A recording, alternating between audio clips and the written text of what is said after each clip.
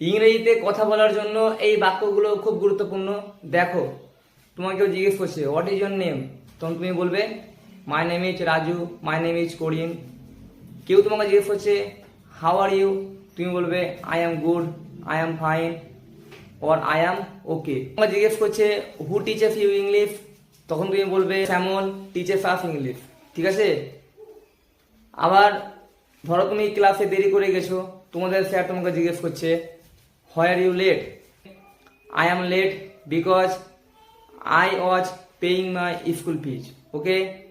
কেউ তোমাকে জিজ্ঞেস করছে what is your favourite subject, তখন তোমাকে বলতে হবে my favourite subject is English, math, মানে তোমার যেটা প্রিয় সেটা বলতে হবে। ঠিক আছে।